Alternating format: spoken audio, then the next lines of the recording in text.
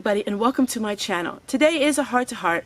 We're going to talk a little bit about economics, and we're going to talk a little bit about the things that I like to teach on my channel. You know, ever since I started my YouTube, I talk about storing food and preserving. I talk about living abundantly on very little. I talk about being frugal and budget. I talk about doing things that doesn't cost much money. I never dreamed that things would happen in the economy that it did over the years.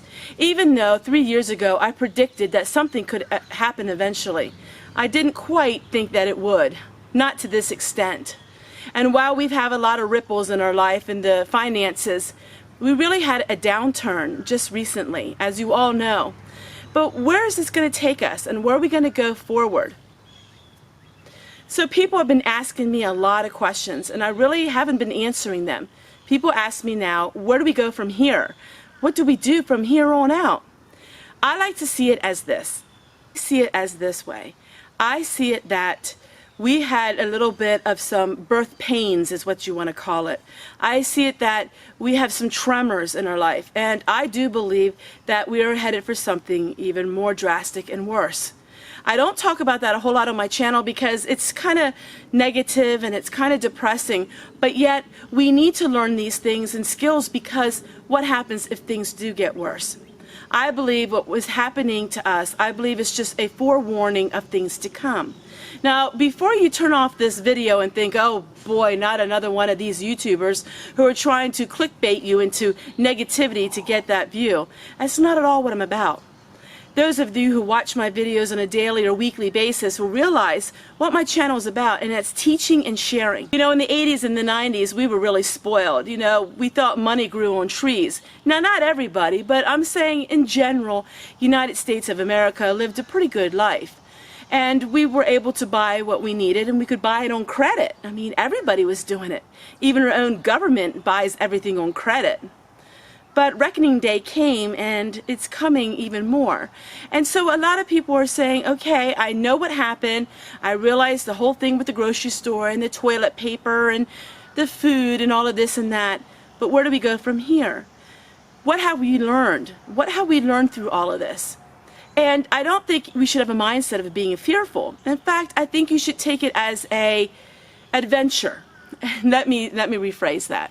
A lot of people say, when I say words like adventure, and I think that it's exciting, they really look at me like, where are you from? How can this be exciting, and how can this be an adventure? It's not. But it can be if your mindset is that way. I think we're living in exciting times, and let me tell you what I mean by that. I see a lot of good happening in this world. Oh yes, there's been a lot of deaths, sicknesses, there's been a lot of crime, there's been a lot of devastation. But there has been good. And I like to focus on the good. The good. Well, I see people helping one another. I see people helping and being kind to one another. I see neighbors helping other neighbors. I see people that are starting to learn about life in general and starting to learn about being prepared. I'm seeing people, instead of watching soap operas or watching TV and getting involved in that, they're taking a proactive look of their life. They're starting to tear up some of their lawn and make gardens. They're starting to learn how to can. They're starting to buy things that are more prepping items, more basic items. They're wanting to learn how to cook. They're wanting to learn how to do all of these things. We turned the clock back for a little bit, and that clock was turned back because people were forced to do so. When people didn't have jobs and people didn't work and people didn't have money, all of a sudden they started looking at their own four walls and thinking, what do I do now? And so that is, I think, the good part of it all. Yes, there is very bad part of it all. There's sadness, there's sickness, there's depressing moments in people's lives. It's very sad what has gone on. But I see some people that are trying to take a bad situation and make it as good as they possibly can. And that is what my videos are about and my life is about. It's taking lemons and making lemonade with it. I had the foresight of knowing some of these skills and stuff before this all happened, and so I was able to prepare in a better time than just starting to prepare now. You know, a lot of people are now starting to prepare, but yet they can't find things. They can't find canning jars, they can't find canning lids, and if they do, they're 3 to 4 times the price of what they were before all of this has happened. And so people that lived in the Depression era They were like me and a lot of you. They kept things. They didn't throw things away. They used things. They used them over and over again. They thought outside of the box. So how can we live thinking outside of the box? And that is something that comes gradually. You don't all of a sudden become an expert about living the frugal life, or an expert about learning to live the old-fashioned way of living, or about being a prepper. You don't become that overnight. You can read all the books you want, but unless you put it to practice, you really don't quite understand it. When I moved onto this little homestead, there was a lot of problems with it that we didn't realize that we had. But we were here, we had nowhere else to go, and I read a lot of books, but the books really didn't teach me until I had to do it hands-on. How do you hand haul water? Like, how do you rig up your system that you can do that? Like, how do you do all of this? And while books can tell you about their life and books can show you things, until you get on hands-on, it's really hard. But a lot of you, most of us, have to do some hands-on things now, don't we? You know, when this all hit, it really hit us hard, because all of a sudden people were like, what do I do if I don't have toilet paper? What do I do if I don't have all of these things that I'm used to having? We're learning to make do. And that is the most amazing part of living.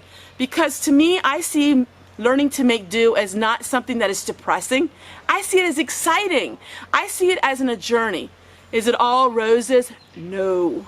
Are there times that I just want to cry and go, oh, woe is me? Yes. But I realize that this is where I'm at. This is the life that I have. I have to try to choose it the best I can, and also choose it in a way that I have my sanity. And all of you are learning that as well. So what happens? We are all now in a different situation than we were, let's say, a year ago. All of us. This has affected everyone. I mean, we never wore masks before now, did we? But what are we going to do from here on forward? I would really strongly suggest you keep your preps going.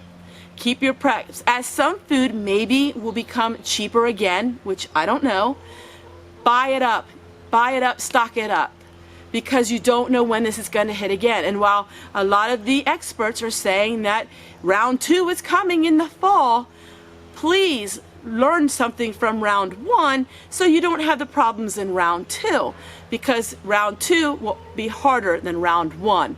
You know, and that's how it usually is. So this isn't one of those doom and despair videos. These are one of these videos that I have to get a little serious, and I have to share with you about things. Do we have water stocked up? Do we have things like that stocked up? Do we have our things that we need in life? And so a lot of people are on medication. Is there a way that you can get more than what you're used to getting? You know, I don't know anything about that because I'm not on any kind of medication.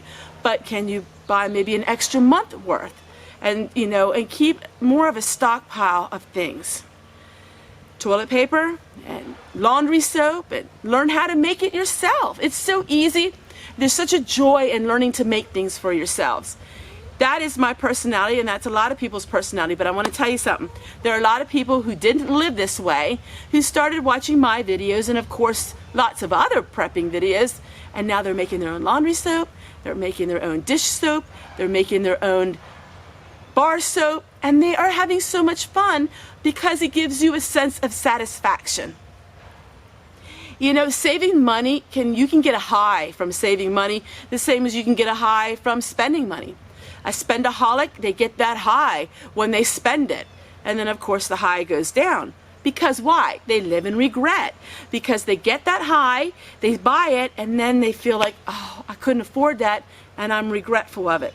But when you get the high from saving, you keep that high because there's nothing to regret. Who in the world has ever regretted saving money? Nobody. And so you get that high and you get that good feeling, and you start going to your library and getting books and researching how to do things yourself. It's so exciting and fun because you're learning how to do things that our ancestors knew every day. And so I try to teach these things, and I'm trying to go out on a limb, and I'm trying to share with you things that you don't see every day. Like when I share with you, canning out on my grill outside with the wood. I did a lot of videos last year on that. I did a lot of videos on doing things with oil lamps and having oil lamps and just living that lifestyle because it's such a peaceful one. And while the world is in turmoil, that will always be, no matter what comes our way, we can create a peaceful place in our own home. We don't have to live in that turmoil. And you know why? Because proactiveness helps reduce stress.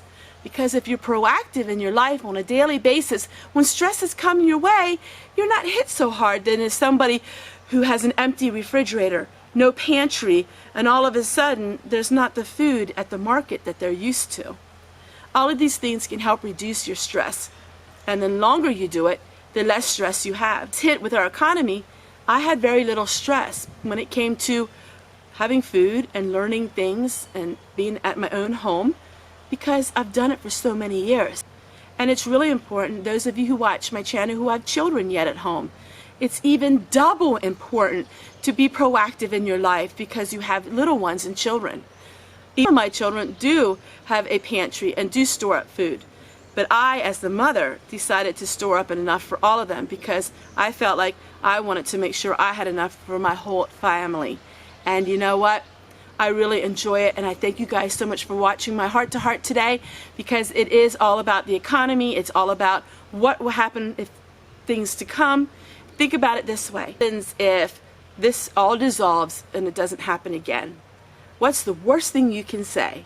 You can say is, I took my life in my hands and I decided to stockpile. I decided to have my pantry. I decided to be proactive in my life.